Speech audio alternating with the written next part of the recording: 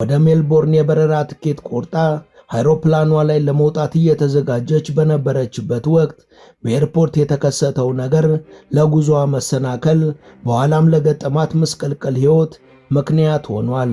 በወቅቱ ስለነበረው ሁኔታም እንደሚከተለው ተናግራለች። He checked me in, took my 2 bags off the carousel.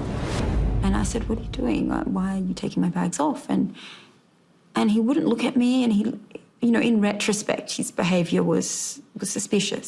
ወደ ሜልቦርን የሚሄደው አውሮፕላን ላይ ለመሳፈር የተዘጋጀው በነበርኩበት ወቅት በቡድን ይንቀሳቀሱ በነበሩ ወንዶች እንድቆም ተደረግኩኝ። ሁኔታው ግራ መጋባት እንደፈጠረብኝ የተረዱት ሰዎች እኔን በቁጥጥር ስር ለማዋል የስር ወረቀት መያዛቸውን ነገሩኝ። ሰዎቹ አንዳች ዩኒፎርም ያለበሱ በመሆናቸው ግራ መጋባቴንና ድንጋጤን ከፍ አደረገው። በኋላ መረዳት እንደቻልኩት ሰዎቹ የኢስላማዊ አብዮት ዘብ አባላት ነበሩ።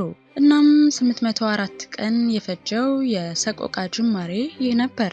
ዶክተር ካይሌ ሙል ጊልበርት በቁጥጥር ስር ከዋለች በኋላ በአገሪቱ እስላማዊ ችሎት ቀርባ በአገር ጠላትነትና በስለላ ወንጀል እንደተከሰሰች ይነገራታል።